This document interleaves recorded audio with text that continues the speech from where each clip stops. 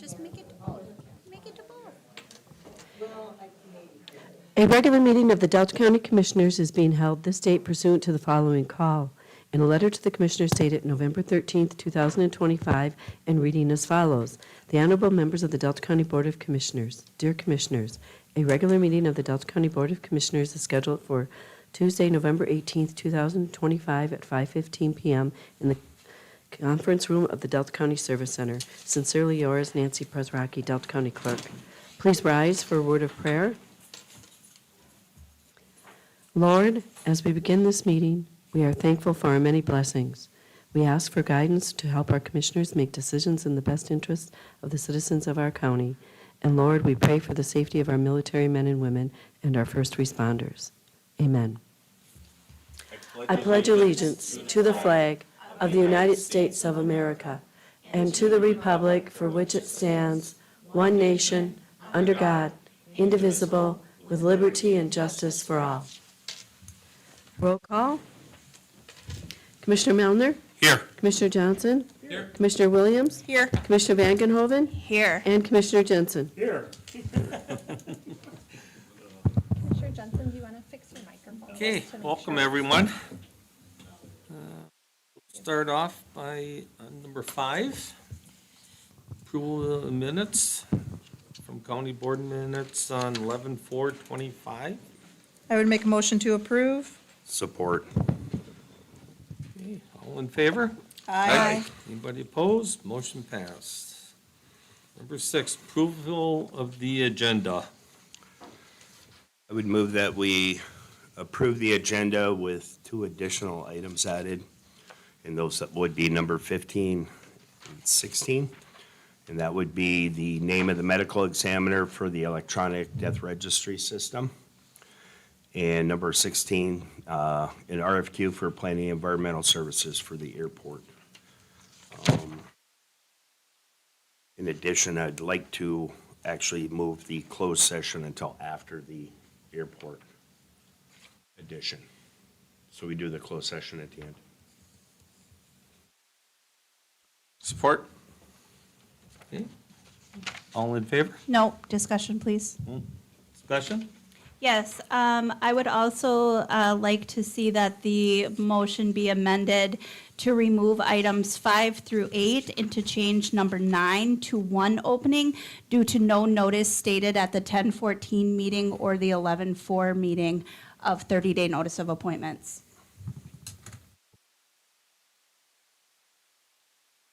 So if Commissioner Jensen would amend this motion to include those changes as well. So I just want to make sure I understand. So at the previous meeting, there was no mention of these openings, so making these appointments because we didn't make the 30-day notice isn't appropriate, because, is that what you're? We did not acknowledge the 30-day notice of appointments at the 10:14 meeting or at the 11:4 meeting. Okay. Are there any of these positions that are expiring before the next meeting? I was going to say in the one for zoning that Mr. John Denholm had previously resigned because he was moving. And I think, did we not at that time elect to refill that position then? I know that we did for planning commission, but I'm not aware if we did for construction. That is what it is. The Construction and Zoning Board is the planning commission. No, it's No, not. it's Oh, I'm Separate. sorry. Yeah, it's separate. For the, I'm saying corrected, for the planning commission one where it shows that there's 3 openings. That's why I One of said with those. 1, Yeah, to change it to 1. yeah, I'll amend my motion to that. I'll amend my support. Any more discussion? All in favor? Aye. Anybody opposed? Motion passed. Okay, presentation of written communications and received. I don't believe there was any. I didn't see any. Number 8, reports of standing statutory special meetings and others. There's none. Number 9, public comment on agenda items. Any public comment on agenda items? Anything, Chris? Nope. Okay, seeing none, we will move on to administrator's report. Thank you. The Delta County Parks and Rec Committee has been hard at work putting together the 5-year rec plan for the county. This plan is the guide the committee and the board uses when making decisions on infrastructure, future planning, financial decision-making. Right now, the draft plan was presented to the committee where the 30-day public comment period was established, the calendar of events by the committee. And as a citizen, we are looking for citizen feedback on the report, public feedback. We really want to hear from the public. It's their plan. It's going to be available for public review on December 2nd of this year. And then after that date, the county will be able to post it on the county website for the public to go to the park section of the website, be able to view the plan, and then there'll be a form email that they can fill out with any comments that they have on the plan, which will then be taken into consideration before the public hearing on it. Fiscal year 24 and 25 audit, I've received notification from Anderson Tackman that our 24 audit is going to be finalized due to the creation of the financial statements this week. Once I receive the finalization, I'm going to schedule a meeting with the lead auditor, be able to discuss the findings, and then get that information back to the board. In the meantime, I've been working with our controller, Andrea Bell, on creating files with necessary documents for fiscal year 25, as we're already starting to accumulate those for information to be submitted to the auditors for this past fiscal year. And this strategy is going to be used to enhance the communication between the county and Anderson Tackman and the auditors so that we can expedite the process for next year. So you'll be able to get fiscal year 25 sooner than you have this year. The September 2025 2% grants were released from Hannahville. It looks like the Chamber of Commerce received a grant for the Epson Tour. Escanaba Food Pantry received a grant. The Foster Grandparent Program received funds. They put on a recognition for the grandparents every year. And also our RSVP volunteers received a grant as well. And the following are a list of just some upcoming holiday events that can be seen on the calendar of the Chamber of Commerce. We have the City of Escanaba Black Friday, which is Tuesday, November 25th from 10 a.m. to 8 p.m. Gladstone Old Fashioned Christmas on Friday, November 28th from 5 p.m. to 7 p.m. Escanaba Christmas Parade is Friday, December 5th, 6 p.m. At the UP State Fairgrounds, they have the Christmas in the Village. That's December 5th and 6th weekend. And then also they have the Christmas Market, which is December 20th from 10 a.m. to 5 p.m. And lastly, the recommendations on alternative funding have come back. MAC had presented the recommendations of that finding for the trial courts. The recommendation is for the Department of Treasury to develop a trial court fund. All court-generated revenue by the county would be deposited into the fund. SCAO would then work with local trial courts to establish their budget and funding needs and would appropriate an annual share of the trial court fund that the Department of Treasury holds to the county. MAC has yet to take a position on that. That recommendation just came out, so I'm expecting some more information on that to come. Thank you. Motion to accept and place on file. Support. Any discussion? Yes. Just a quick follow-up, Administrator. At the last meeting, it was moved by Commissioner Williams and seconded by Commissioner Jensen to direct yourself and legal counsel to draft a statement relative to the FAA report. Has that been completed? Has not been completed. It's going to be on the December 2nd board agenda. Thank you. You're welcome. Any more discussion? All in favor? Aye. Anybody opposed? Motion passed. Number 2, finance minutes of 11/10/25. So Commissioner Williams and myself, we had a finance meeting on 11/10/25. Those will be actually discussed in detail. They're items number 10, which is the non-union COLA increase, and item 11, the PEO proposal by Dynamic HR on your agenda.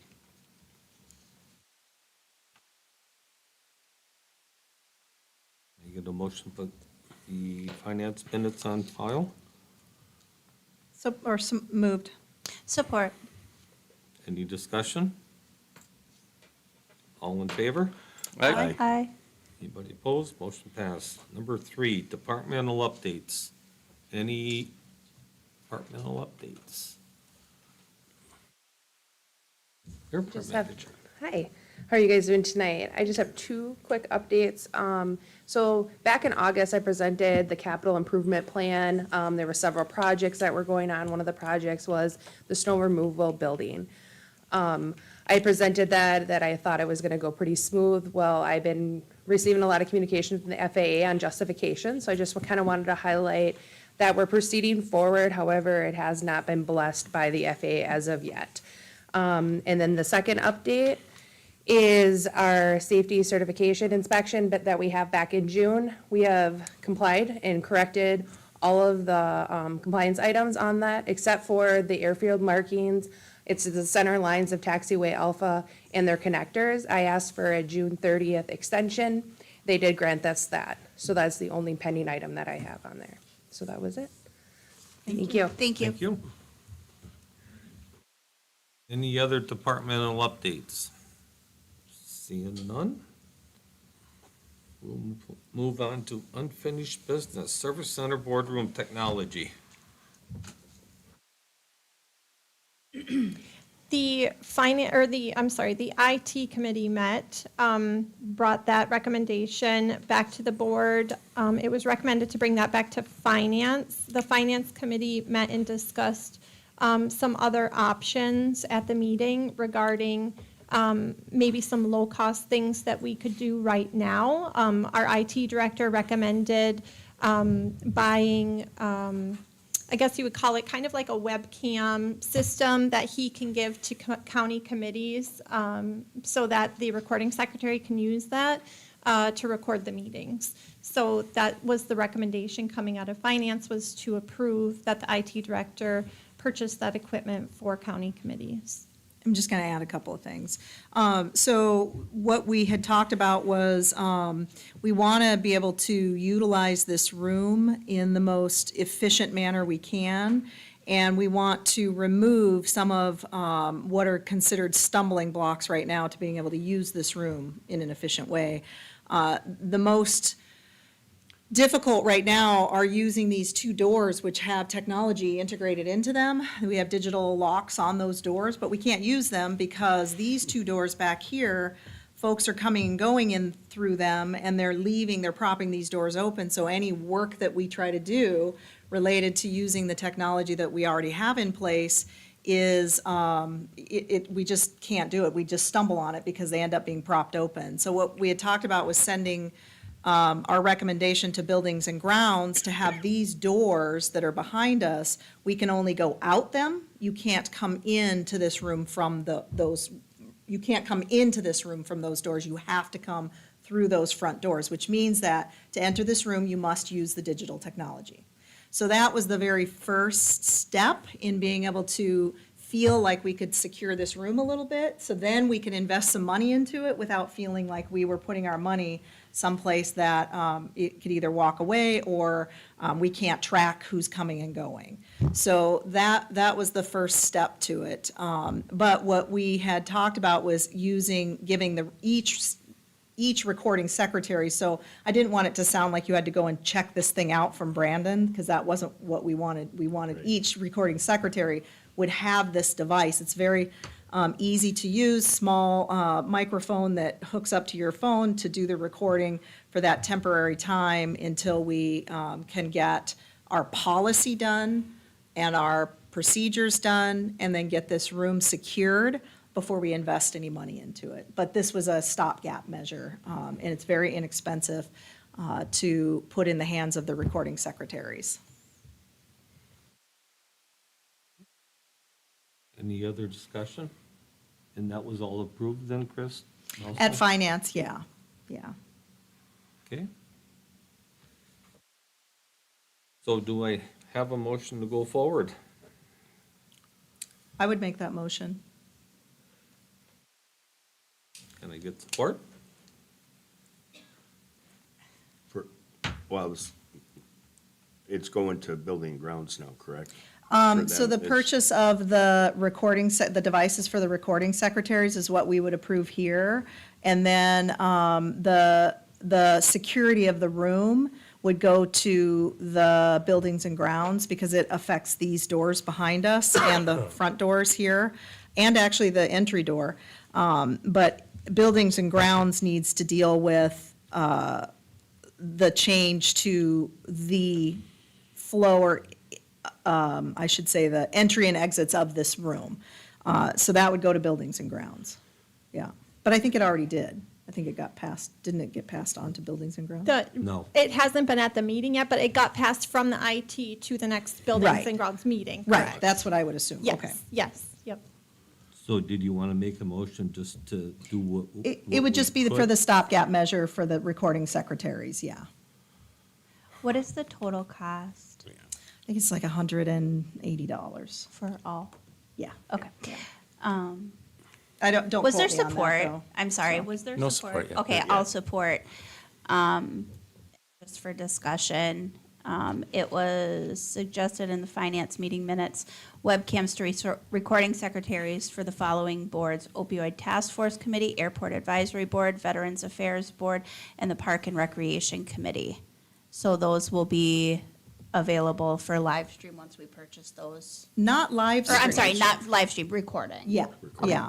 And I don't, whoever's having meetings in here, I think when we were at the finance committee meeting, we weren't sure about all the groups. And I think the airport advisory group, they meet in The their airport, board. yep. Yeah, so they could use this device at their board meeting, in their boardroom. It doesn't, it doesn't have to be in here. I Understood. guess is what I'm saying. Yeah, and it Thank was you. discussed at the Finance Committee meeting that it would be available to the recording secretary, but there was no mandate that they had to use it. Yeah. Understood. Yeah, because I think there's some recording secretaries who, they're not participating necessarily in the discussion, so they're like taking copious notes, versus those of us who are actually participating and trying to be recording secretaries. It's very challenging, you have to have something to fall back on Yeah. to take your notes or whatever, so. Thank you. I think the planning commission was the example we used, because that person, the recording secretary, isn't a planning commissioner. Right. Yeah. Okay. Now, the recommendation from the IT committee, I thought was a sound-only situation. Am I right? The recommendation from, this was not recommended from the IT committee. Okay. It was just finance committee, Okay. and it was strictly about recording Okay. for meetings. But from the IT committee, we had talked about upgrading this microphone system at the board table, and the unit that the microphones plug into. Sure. Yeah. I guess in the future, since it is an IT issue, I'd like to see the cameras go to the IT committee as a suggestion, us discuss it, figure out the plan forward, instead of the finance committee doing that. What cameras? Well, because you're getting webcams, correct? No, you just use your phone. There's no webcams. okay, Yeah, okay. it's just a microphone that When you connects to said your. when you guys said webcam, I was going, okay. Yeah, I don't know who said webcam. I did. Okay, yeah. So I did. Yeah, no, it's not it's just using your device, whatever device you're using to record the meeting. Okay. Got it. Yeah. Okay, any more discussion? All in favor? Aye. Anybody opposed? Motion passed. Okay, payment of bills. I've examined all claims presented and recommend payment of the following, and that the county clerk be directed to issue orders on the county treasurer to the claimants for the amounts allowed. We have total amount of claims, $460,929.07, with commissioner expenses of $2,196.20. Move you pay our bills? Support. Can we have discussion real quick? Yeah. I would like to ask if we could have on a quarterly basis, the budget to actual.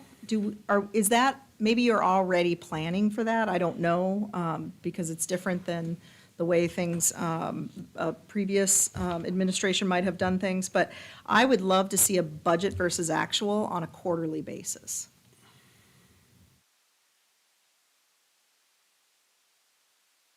Not every month, but just quarterly. Do you want to attach to the board packet for a board meeting or just email to commissioners on a quarterly basis to I would review? like it in the board packet, yeah.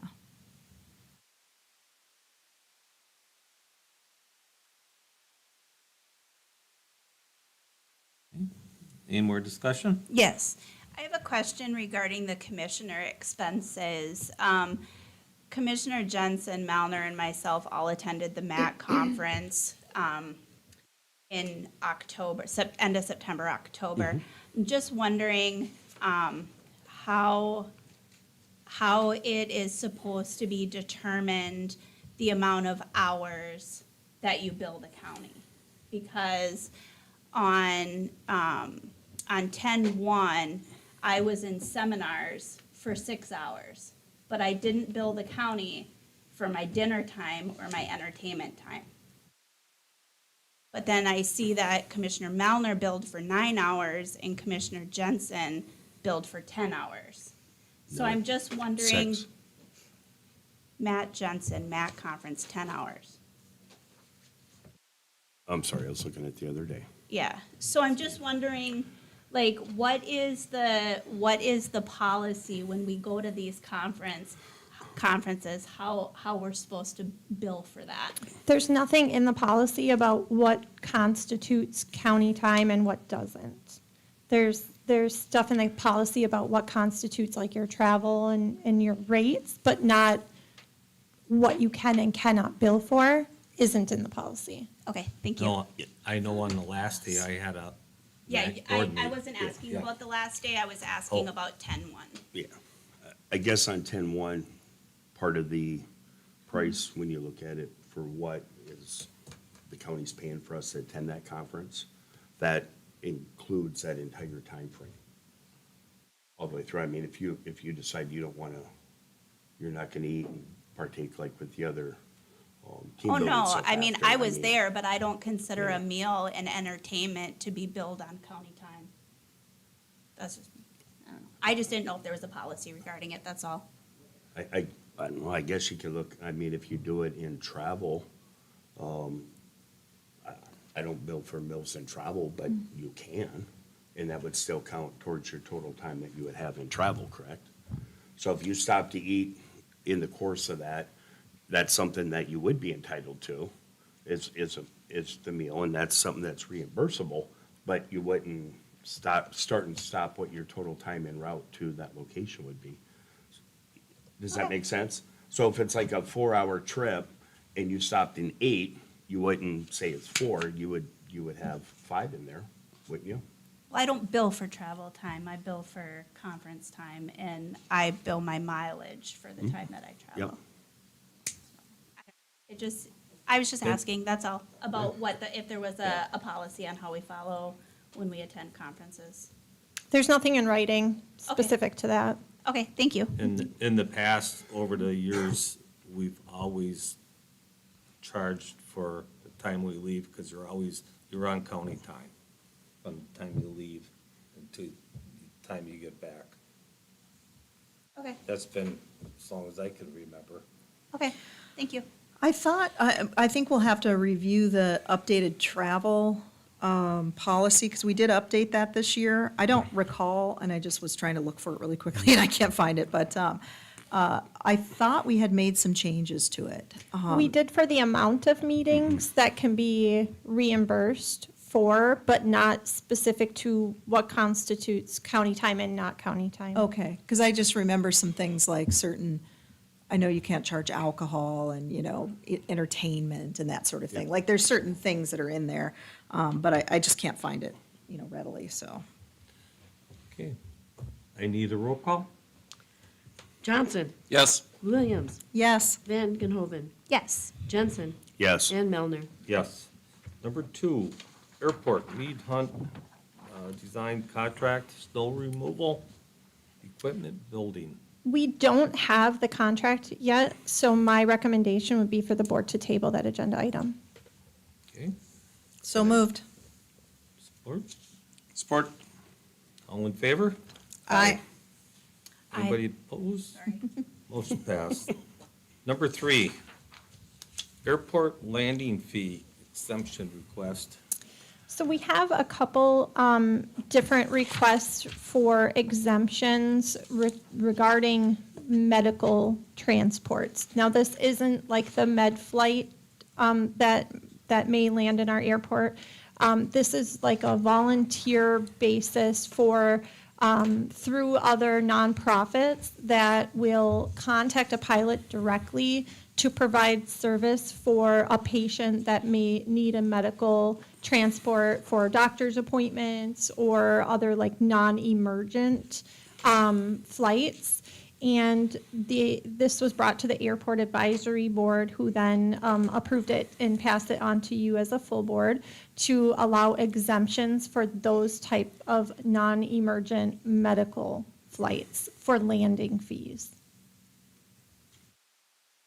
I would move that we approve the landing fee exemption request for those nonprofit, non-emergent medical flights. Support. Any discussion? So this does not include the AirMed flights? Correct. Okay. These are actually volunteers Yep, that use yep. their plane. Yep. Yeah. I forget the name of the company. It was like Mercy something. Yeah, there's a couple of them. Angel Flight's one. You Yeah, said so Mercy's these are another like one. people who are flying their aircraft to transport someone who's got, Right. with this Right. They're doing- nonprofit. They're volunteering their time, their plane, Yeah. their fuel. Yeah. Why should we ding them for our fees? Exactly. Can I get a motion to accept?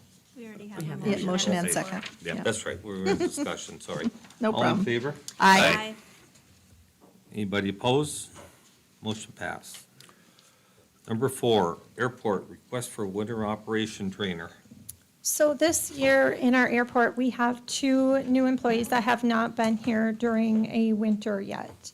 And because of that, our airport manager is requesting a cap on the amount of funds that can be used to have a retiree who is still certified be able to come and give training to those 2 new airport operations specialists so that they can receive the proper training for snow removal for the airport. It was brought to the advisory board, who now has passed it on to the full board. What was the recommendation of the advisory board? It was capped at $15,000, and that allows room for the airport manager to negotiate the hourly rate with the individual who'll be coming in and would be doing the training for us. Mr. Chair, before we make a motion, may we ask a few questions of the airport manager? Sure. Thank you.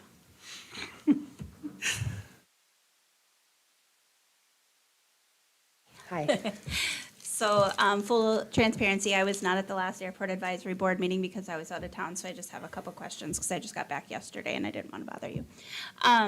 With this retired employee and the current employees that you have on, how many are non-new employees minus the retiree? Minus the retired 3. Okay, so we have Yep. 3, okay. We have And 5 how many total. years of service do they have? Combined? No, just like the, I don't know their hire dates off the top. They were well before me. okay. So would you feel that those 3 people who've been on staff have the knowledge to train these new people? I do believe they have the knowledge, they don't have the time. Thank you.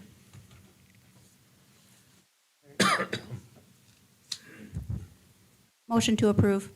Support. Any discussion? All in favor? Aye. Aye. Anybody opposed? Do you have a second? I'm sorry. Yeah, there was a second. Okay. Yeah, Just heard Johnson. Kelly You afterwards. I seconded, wanted to make sure. No, Support. Oh, Williams. I It did. was you. Never mind, I did. Okay. Williams, support. No, sorry, I just wanted to make Yep. sure. Yeah, I thought I heard a Yeah. support. All in favor? Aye. Motion passed. Okay, we are going past 5, 6, 7, 8. I did receive a text from Tracy. I asked her about it. She said that they were on 8/5. The 30-day appointment was on the meeting from 8/5. For which ones? All of these? For all of them, yeah. From 8/5. And then she said, former Commissioner Denholm opened on 10/7. But if you want it, my- if the board wants to table, it, I mean, No. we can put it on the 30-day Well, notice. my question would be this, just asking. When we have 30-day notice of appointments, whether or not they've been announced, can they stay on the agenda so we know what openings we still have?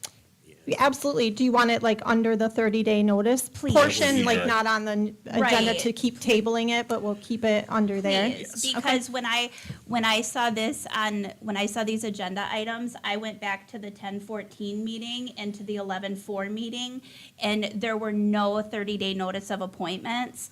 So I didn't think to go all the way back to August to look for these. So when the announcement Right. is made, if we could keep them on under 30-day notice of appointments until the positions are filled, I would think that would. We can be break it up into like be helpful. new 30-day appointments so that Yeah. you know when new ones are added Yeah. and then old ones. And a lot of times it's kept open that long if we don't receive applications Correct. before Yeah. it. So, So, yeah, that makes and it sense. would be also nice for the public to be able to see, because people who are on our email list who get the board packets with the agendas, Mm-hmm. it would be nice so that people would know that they can apply for them. Sure. So my apologies for. No, for that's the fine. Tabling of those things. I but just we- want to make sure to give you that information since I had it. No, I Yeah. think that's Now, a good idea. do we still want to table them, or? Well, we already approved the Yeah. agenda Yeah. as amended. Yeah. so- Yeah. Okay. Yeah. My apologies on No, that. it's okay. So you No, still that have was one. 5 through 8? Yeah. 9, I And then think. 9 was gonna be for one opening. Correct. Okay, we will move down to 9, appointment to planning commission. There's 3 openings. No, there's There's one. one. Just There's one? And just for clarification, this is not for people who are up for reappointment. This was for the opening that was created by Mr. Denholm's It- Correct. having to resign. It would be Okay. for the remainder of his term. Okay, thank you. So, So- let's see here. Based on going through the applicants and what's in the position that Mr. Denholm previously filled, having been on the school board prior, and that being one of the requirements, we actually have one applicant, that would be Mr. Yeager, that would fit that portion. So I would move that we appoint Mr. Yeager for the remainder of Mr. Denholm's term. I'll support it. Any discussion? All in favor? Aye. Aye. Anybody opposed? Motion passed.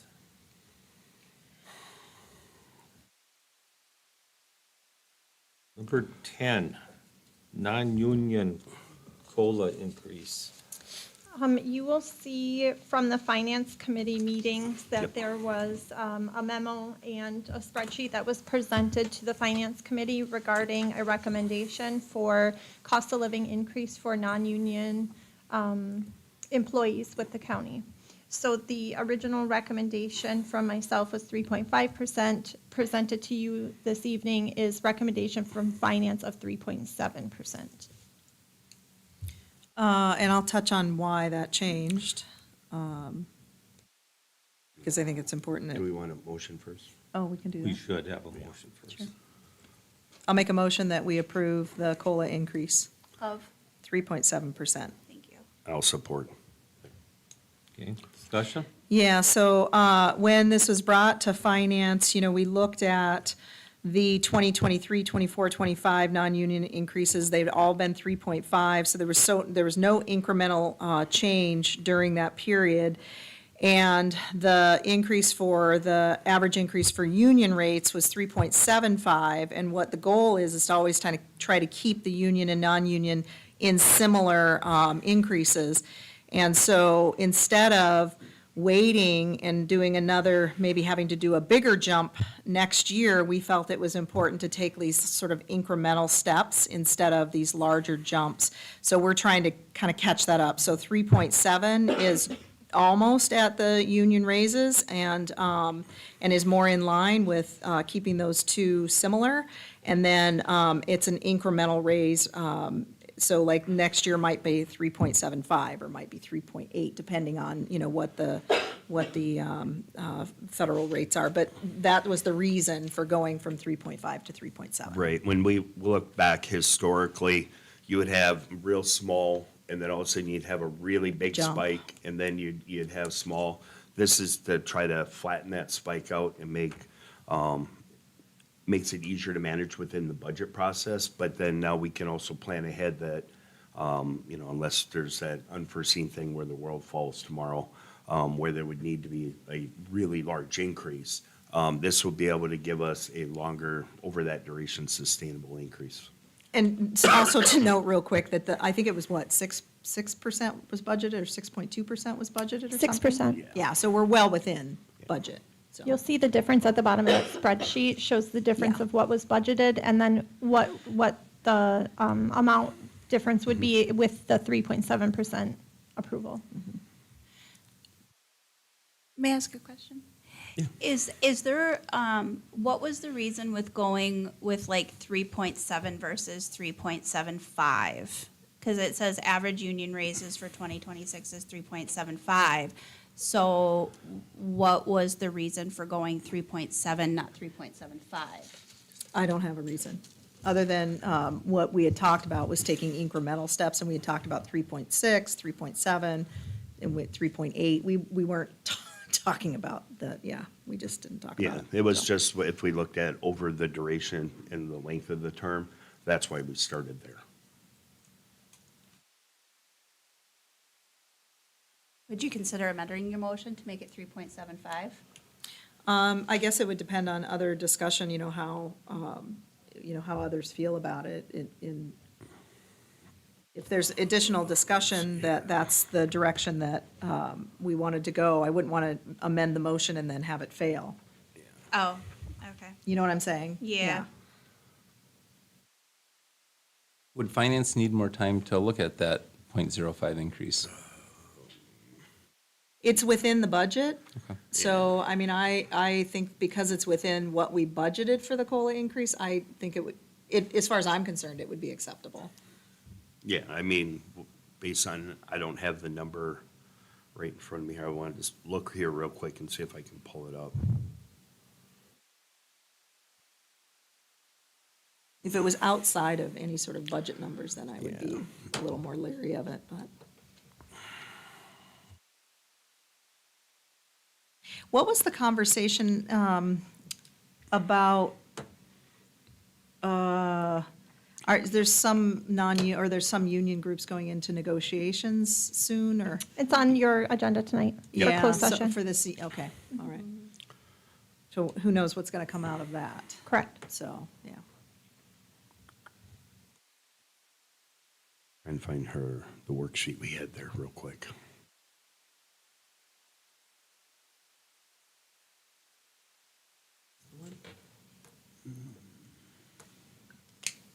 She had a group of them, if I remember correctly here.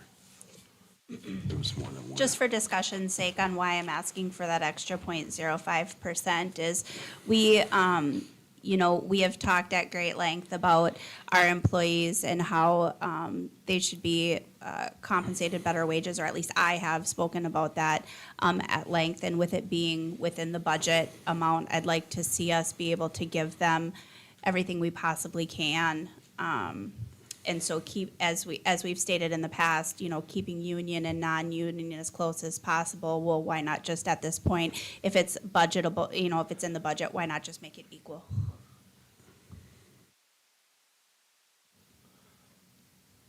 I think it's because we don't know what we're going to do tonight either, so, I don't know.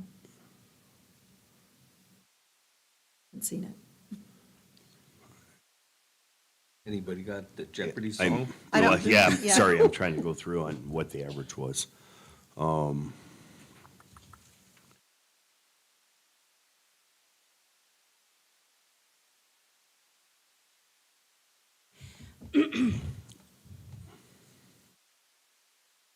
we talking a couple $100, a couple $1,000s? What do we, It'll be several thousand.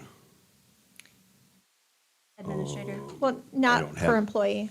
It would be a minimal, overall. per employee, Yeah. yeah, Per it would be a employee, it would minimal be amount. minimal? Okay. Yeah, Who made the motion? Well, you did. I didn't make the motion? Yeah, and then I asked you to amend it to the 3.75. Okay, that's what I was trying to, Yeah, we have, Figure out who's- we have a 3.75 motion with support. And then in discussion, I asked if you would consider amending it to 3.75. We have a 3.7. Yeah. So, and I have the other breakdown on, there was one of the units that was almost double, or just under double of that, three, it was like, around 6%, because I got them back in their thing. All the others are right around 3.5. So it's the one that actually pushes that average up to 3.7. 3.75, Yeah, yes, that's why that's Yep. 3.75. Yep. Otherwise, it'd be around 3.5. yes. Yeah. Yep. So this actually still does, went still ahead of that, but the other part is where we had seen in negotiations prior, you have some of our employees, longevity being a big part, but have been here a while, that actually are starting to bump into individuals that are their managers or Supervisors. directors, or assistant managers, assistant directors. And so this will actually help kind of push those individuals above that. So they're not, and when I say some of them are close, they're very close. So, Do you have any comment? I'm good. Okay. I'm going to leave it at the 3.5, my motion at 3.5. 3.5 or 3.7. 3.70. 3.70, sorry. Okay, all in favor? Aye. Aye. Anybody opposed? Opposed. Aye. So is that 3-2? Is that- Yep. Just making sure. Okay. Number 11, PEO proposal, Dynamic HR. This information is new information that was brought forward. It was looked at, not in depth, but brought up in discussion years ago, and it all came from the insurance committee. Our insurance committee is comprised of several different union chapters. There's also somebody on the committee who represents non-union. And they look at the renewal rates, the plans, they meet and we discuss what we would like to have available for employees that take county insurance. A lot of the times, the discussion is that the premiums are going up by 22% one year, this past year, 14% on a lot of the renewals. And so whenever there is a wage increase that's given to an employee, a lot of the times it's eaten up by their insurance premiums. So this insurance committee had asked for any alternatives to the insurance that were being offered through Acrisure, who's our insurance carrier, that handles our renewals for us. And there was an option of a PEO, which is an agency who is registered, and they take other agencies or employers, and it's a pool insurance. So they count employers or agencies as their employees, so it gives a greater number of employees to try to get insurance for, which also then drops the risk down and the rates down for employees so that they're not paying as much on their premiums for insurance. It's a very long vetting process that any of these PEOs go through when they're taking on a new agency, because they want to know the age of the employees, the risk of the employees. Is it going to raise the insurance rates on the other members that it has for them? There's several different factors and steps that they have to take in order to put out like a bid on their agency to be a PEO for a company or for a municipality. And so when Acrisure looked for that for us, per the recommendation of the Insurance Committee and Administration, they came back with one agency, it's called Dynamic HR out of Michigan, who showed favorable information for us that, because not all PEOs could come back as a cost savings for employees or for the county, this one came back very favorable for the county and the employees. One major difference is that in taking on a PEO here with the county, we have to allow them to do our payroll because that's what allows them to count our employees as employees for the bigger pool for insurance. With that, they also offer other services to the county that have to do with payroll and HR and processing. If we go to a PEO, we don't have to take their retirement, their vision and dental, their life insurance. We can continue to keep ours if our rates are better, which with the quote that they gave us, ours are better. So I would not recommend to the board, only taking them for the health insurance, but not any of our other policies that we have. And we can pick and choose what that is. The services that they offer have to do with processing our payroll, so that includes paying out any liabilities that are tied to payroll, processing our W-2s at the end of the year. They would have a designated employee who our current payroll clerk would be in constant contact with to help feed that information to. One of my biggest questions regarding this was if our current software ties to what they use, because if it didn't, this wouldn't even be brought to the board because we need that to happen as far as processing that information from payroll into our general ledger. Our IT director communicated with their IT department, and it is something that we are able, the softwares won't connect or talk directly, but they will spit out reports that we can upload into BSNA, into our general ledger, so that all those adjustments can be made. That's something that our payroll clerk would do while processing payroll. It's a new concept for the county. This company does service municipalities. In asking them questions, they are familiar with government agencies, municipalities. They have them within their pool. They do service contracts that have employees in the thousands, as well as employers that might only have 5 employees. They told us their sweet spot is usually between 100 and 200 employees. The county does fit into that range. I can't present to you a lot of negatives other than it's a new concept for the county and it's something we've never done before. So it's hard to say whether this would be a really great thing for the county or if after a year we realize it's just not right for us and we'd have to go back. It's not a contract, so we can change at any time. When open enrollment happens, we can go back to the way that we're doing things now. The insurance provider would change from Blue Cross Blue Shield to Cigna.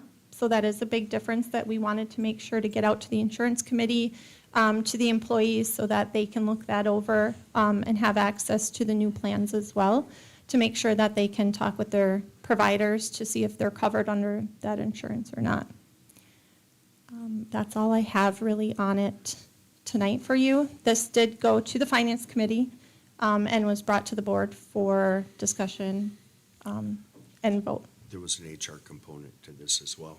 Yes, there's an HR component. This HR component deals with union contracts as well, so they're familiar with that. They would do employee onboarding, would be digital through their platform. They would do as much or as little as we would like them to do regarding HR. We did ask specific questions about the information and if it's something that we would be privileged to. So if we get a FOIA for any information, are we going to be able to answer that FOIA? Or are we going to have to ask this company for the information? We will have administrative rights to the information, so we will be able to access it and get that information and process that as normal. May I ask questions before we entertain a motion? Chair? Sure. Okay. in discussing this with department heads or other employees, what are their concerns with the changing of insurance carriers from Cigna to Blue Cross Blue Shield regarding, doctors and network, things of that nature? Have you heard any feedback? I've had 2 inquiries about it, and both were answered for them. I encouraged employees to, check with their providers to make sure they're covered. Cigna is one of the big 3 as far as insurance providers, so a lot of times they are covered. But they are in the same network as like UPHP, so a lot of Upper Peninsula things are covered. Doctors are carriers of Cigna, Honor Cigna. That's really the only question I had, sorry. So with this, if I may, with this new HR service, whose job's getting easier? And is it, I imagine,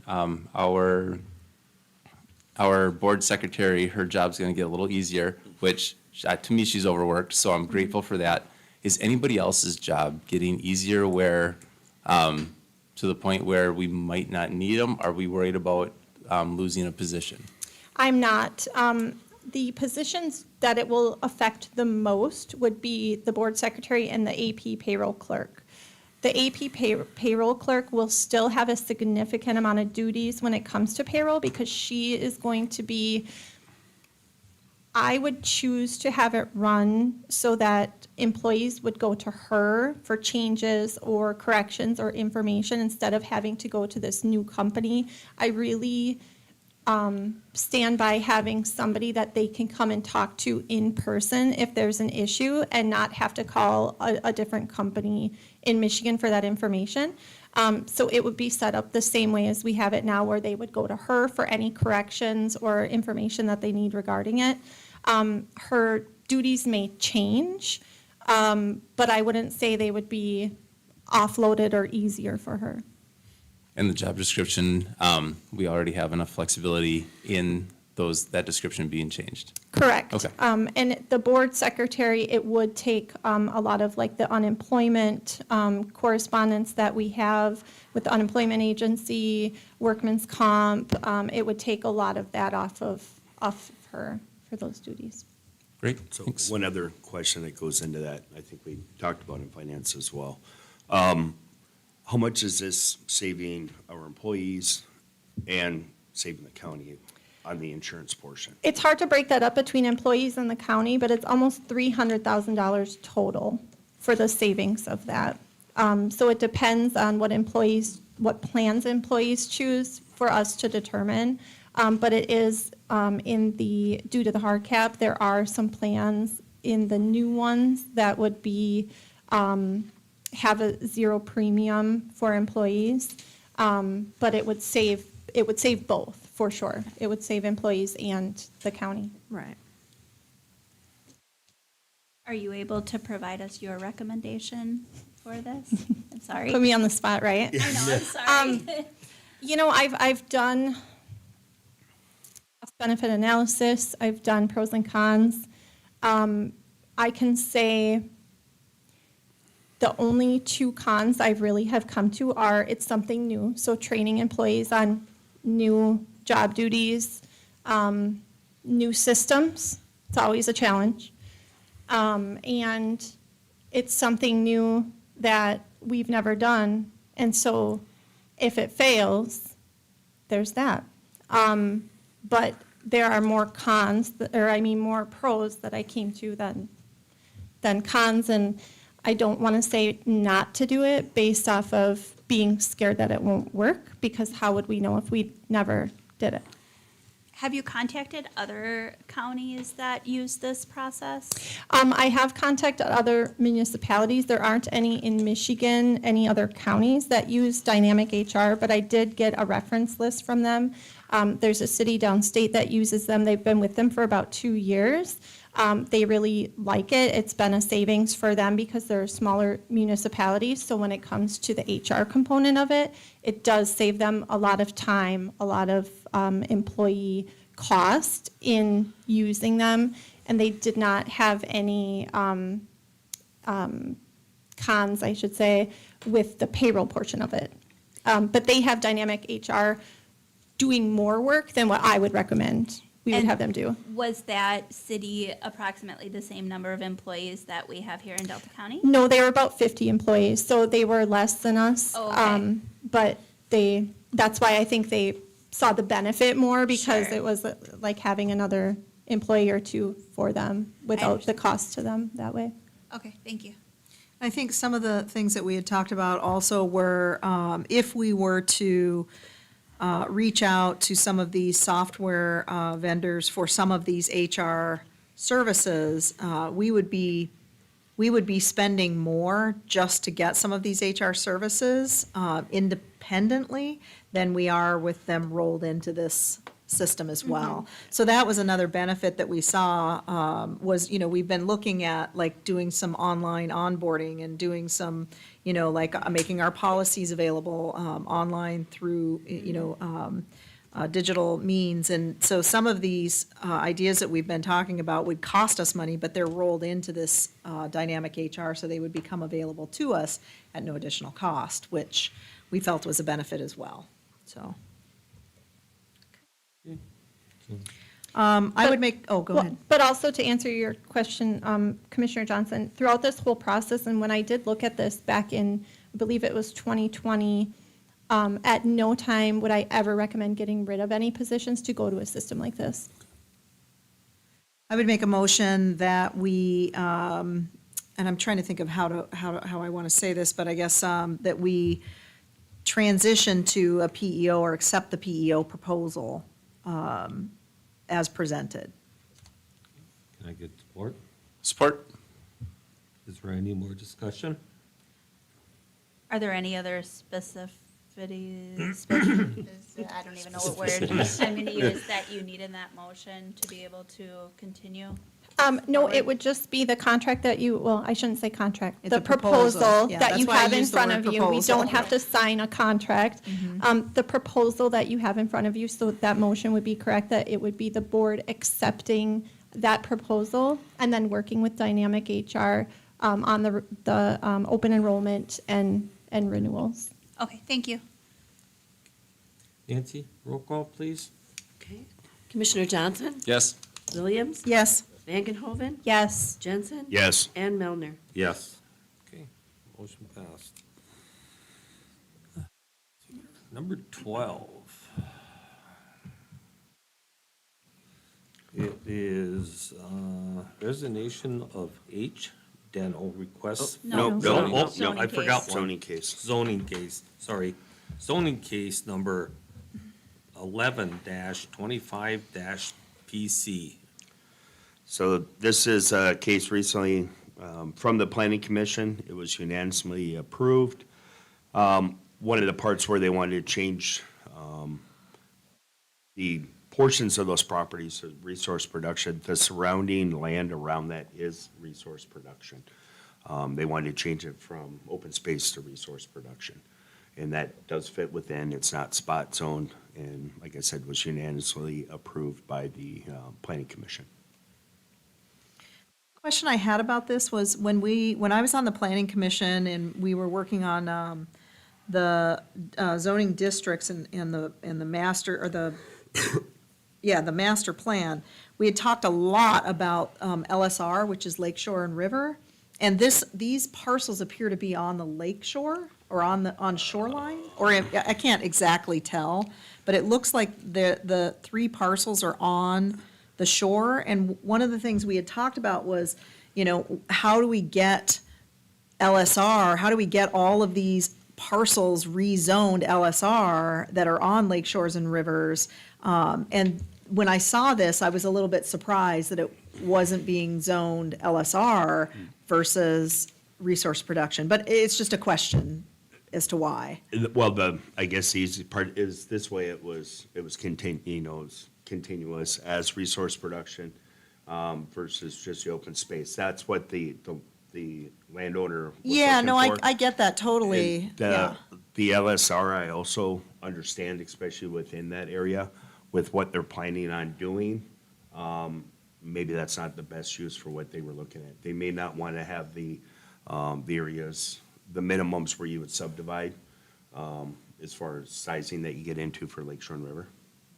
'Cause it- Okay. it- I it's guess I'm different. just a Yeah. little confused because like the planning commission's role is to, make sure that the parcels are zoned for the land, not for the person. Yep. I mean, we And- don't zone for people, we zone for And land. yeah. But the point was, the LSR was almost gonna be like an overlay because there were so many different districts that touched water and rivers. So they were even talking about how do we rezone, how do we get that district appropriate? And maybe you just need to remove the district if you're not gonna have that district. But I guess my question is, did you guys even talk about Lake Shore River or not? And if you did, maybe you Yeah, discussed it at that level. Yeah, that's been so. one where it hasn't been in depth, and in this one, based on what it is and what the other land, surrounding land area is, it made sense for it to be Okay. resource production. Okay, can I get a motion to accept? I'll move that we accept zoning case number 11-25-PC. Support? Okay, any more discussion? Roll call? Johnson, Yes. Williams, Yes. Van Genhoven, Yes. Jensen. Yes. And Melner. Yes. Okay, motion passed. Number 13, now, resignation of H. Dental requested for a lump sum payout and to fill dispatch position. I We, would, I'm sorry, we had a resignation from one of our new dispatchers, and so we're just looking to fill that position, finalize her last paycheck, and Do you know Make how sure long that they we- were with us? about 12 weeks. 12 weeks, okay. Get a motion? Did I get a second? I'll move that we accept the resignation of H. Deno and request for the lump sum payout and to fill the dispatch position. Support? All in favor? Aye. Anybody opposed? Motion passed. Okay, let's see here. We are going to number 15. 15. And that is, name the medical examiner for the EDRS. This was asked to be put on the agenda actually by our clerk here. We had entered into that contract with Dickinson County for our new medical examiner. So when the board made the motion, it was not in the minutes with the actual specific name of the new medical examiner. It was to accept the contract with Dickinson County. But we do need in our minutes the actual name of our new medical examiner for purposes that the clerk has. And it's Dr. Christinelli is our new medical examiner. I'm sorry, did you say Christian Ellie? Christinelli. Christinelli. Can I get a motion? So moved. Support. All in favor? Aye. Anybody opposed? Motion passed. Okay, would be number 16. RFQ, Professional Engineering Service. Ashley? You want-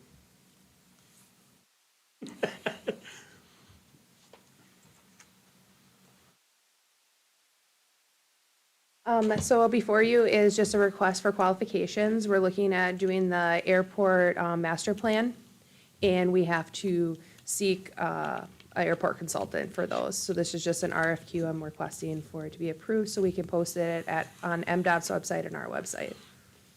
So And moved. this is similar to past RFQ that I just presented a few months back. Support? Okay, any discussion? Thank you, Ashley. Thanks, Ms. Young. Any discussion? Hearing none? All in favor?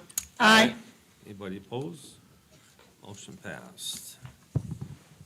Now, we are going into closed session courthouse unit contract. I need a motion to go into closed session for the purpose of negotiation for collective bargaining under OMA Section 15.2688 C. So moved. Support?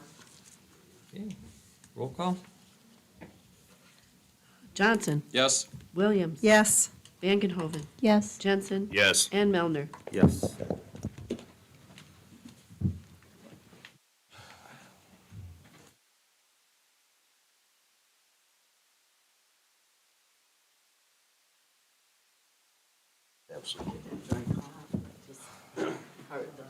How do you try to suppress it the worse it becomes?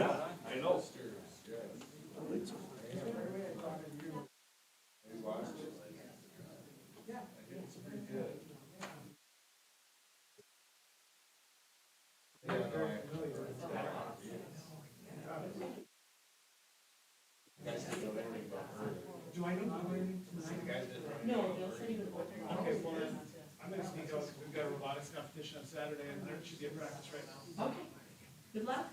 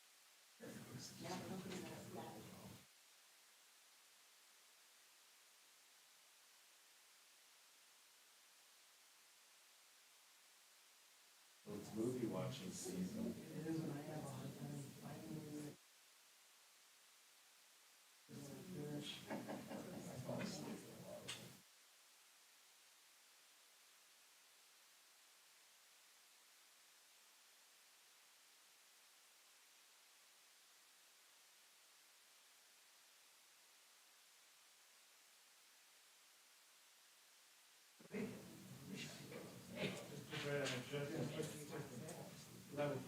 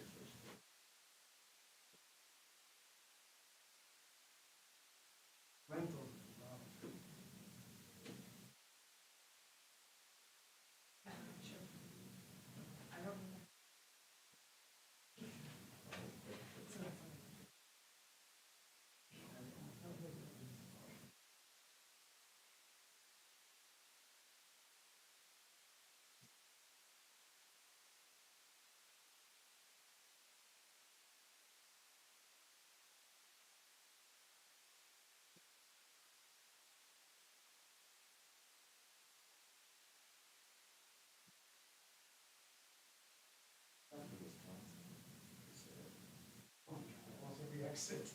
The way to block. Oh, yeah.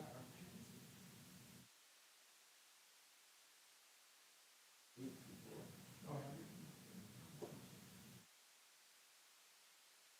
really?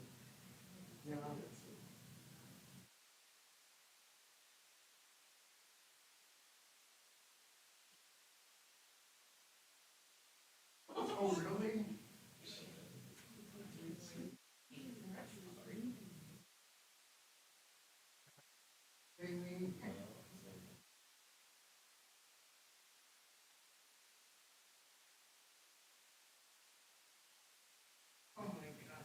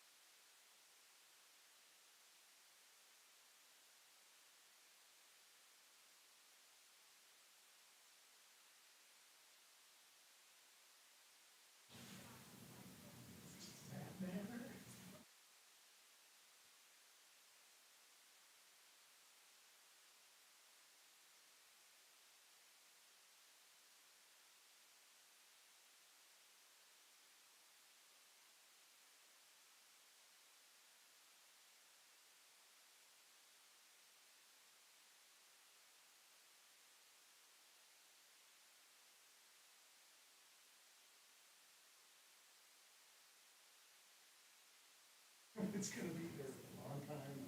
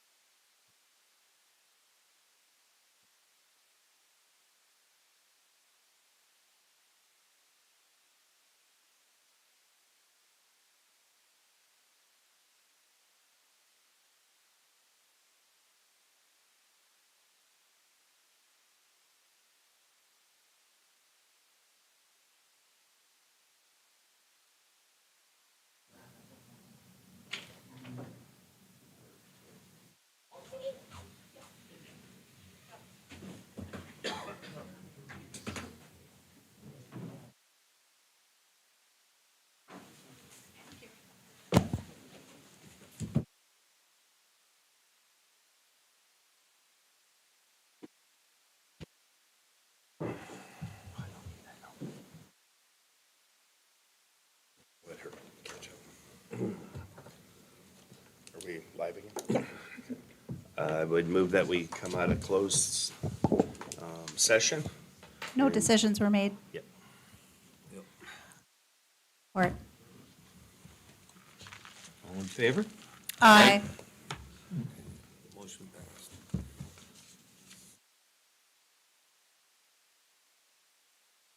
See here.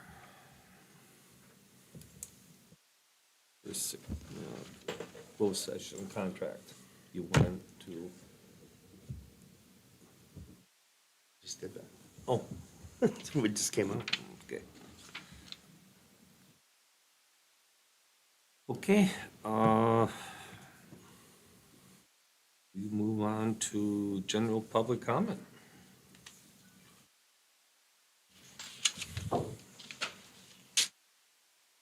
There's no remote public comment Huh? either. There's no remote public comment, just letting you know.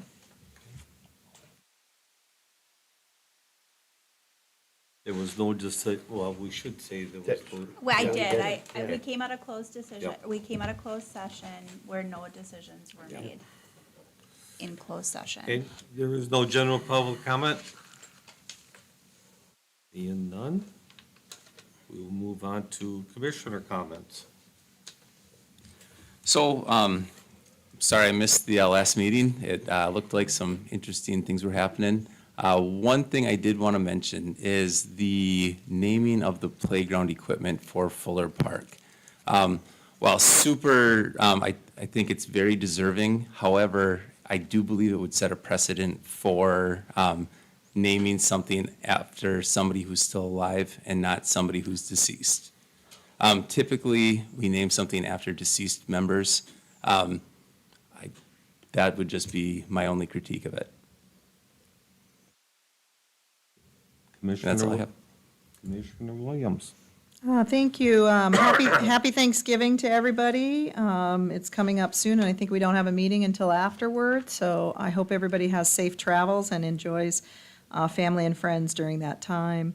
I do want to recommend, or remind everybody that the county is in the process right now of collecting information from its residents about the county master plan. So please don't forget about the master plan that's going on right now. You can go to the county's website, and there's a link to the survey for the master plan. Also, as Administrator DeSalvo mentioned earlier, the 30-day public review of the 5-year rec plan is coming up, and that's December 2nd through December 31st. The county website will have the plan available for folks to look at and review, and then also a form online to submit online, or you can call and submit if you're not comfortable using the form. Also, I wanted to remind folks about remote public comment, just letting you know that that's available to you. If you are not sure how to use it, you can go to the county's website under Documents and Agendas and Minutes. There's the Board of Commissioner page, and it talks about remote public comment and how that works.